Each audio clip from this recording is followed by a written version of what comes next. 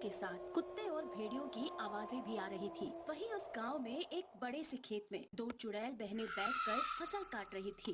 तभी अक्षरा चुड़ैल नायरा चुड़ैल से कहती है, नायरा, मुझे बहुत प्यास लग रही है। मैं तो फसल काटते काटते थक गई। वैसे भूख तो मुझे भी लग रही है।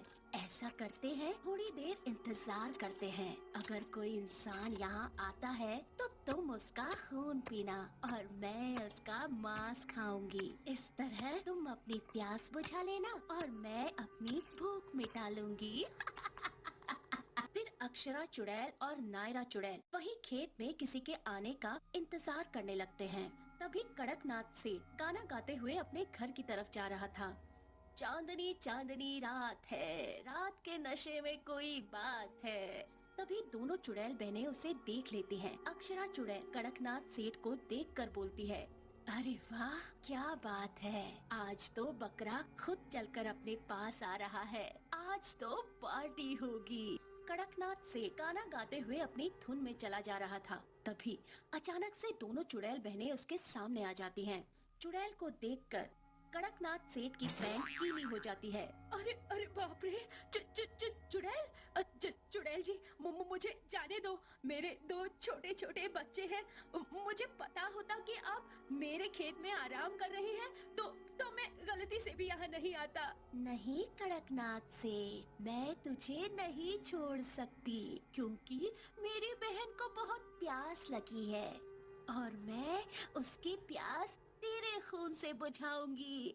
और वैसे भी तुम मुझे कैसे भूल सकते हो? मैं वही हूँ जिसको तूने अपनी फसल काटने को दी थी। इतना कहकर वो चुड़ैल कड़कनाथ सेठ को मार देती है। फिर वो दोनों चुड़ैल उसका मांस खाने लगती हैं। उसके बाद वो दोनों फिर से खेत में काम करने लगती हैं और जैसे ही सूरज निकलने वाला होता है तभी नायरा चुड़ैल कहती है, चलो बहन, अब सुबह होने वाली है। जल्दी से यहाँ से गायब हो जाते हैं, वरना जैसे ही सूरज की रोशनी हम पर पड़ेगी वैसे ही हम जलकर मर जाएंगे। फिर सूरज निकलने से पहले ही वे दोनों चुड़ैल वहाँ से गायब हो जाती हैं। फिर अगली रात वो दोनों चुड़ैल एक बार फिर गेहूं के खेत में अपनी फसल काटने लगती हैं और रोज इसी तरह अगर कोई उस खेत के रास्ते से गुजरता तो वो चुड़ैल उसे मार कर खा जाती। इसी तरह कई दिन गुजर जाते हैं। फिर एक रात वहाँ से कार्तिक नाम का एक शख्स गुजरता है। तभी वो दोनों चुड़ैल वहाँ आ जाती हैं। जैसे ही चुड़ैल कार्तिक को मारने जाती है उसे एक जोरदार झटका लगता है और वो पीछे हट जाती है। तू कौन है और मैं तुझे छू क्यों नहीं पा रही? क्योंकि मैं कोई मामूली इंसान नहीं, मैं एक पंडित हूँ और मेरे गले में जो ये ताबीज है इसकी वजह से तुम मुझे छू नहीं पा रही। मैं जानता था कि यहाँ किसी चुड़ैल का साया है और वो यहाँ आने वाले इंसान को मार देती है। तू मुझे सच बता, तू ऐसा क्यों कर रही है? गांव वालों ने तेरा क्या बिगाड़ा है? आज से कुछ समय पहले की बात है। मैं और मेरी बहन बहुत गरीब थे। हम दोनों अपना गुजर बसर करने के लिए दूसरों के खेत में काम किया करते थे और ऐसे ही एक दिन हमें इस खेत का मालिक कड़कनाथ सेठ कहता है, नायरा, अगर तुम दोनों ने मेरे इस गेहूं के खेत को अच्छी तरह से काट दिया तो मैं तुम्हें इसका इनाम दूंगा और खाना भी दूंगा। मुझे पता है काम न मिलने के कारण तुम दोनों 2 दिन से भूखे हो, लेकिन सेठ जी, मौसम तो बहुत खराब हो रहा है। तभी तो मैं तुम्हें रात के समय फसल काटने के लिए बोल रहा हूँ ताकि मेरी फसल बारिश में खराब ना हो।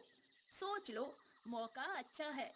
मैं तुम्हें खाना भी दूंगा और इनाम भी, जिससे तुम दोनों कुछ दिन पेट भरकर खा पाओगे, वरना तुम्हें आज रात भी भूखे पेट ही सोना होगा।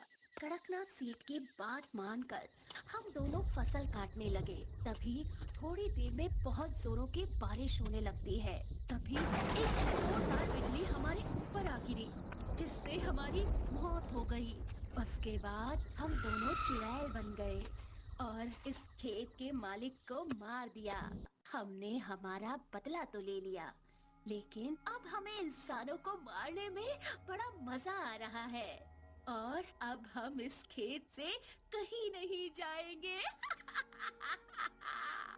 वो दोनों चुड़ैल बहनें कार्तिक को जब अपनी कहानी बता रही थी तभी सुबह हो जाती है और सूरज की किरणें जैसे ही उन पर पड़ती है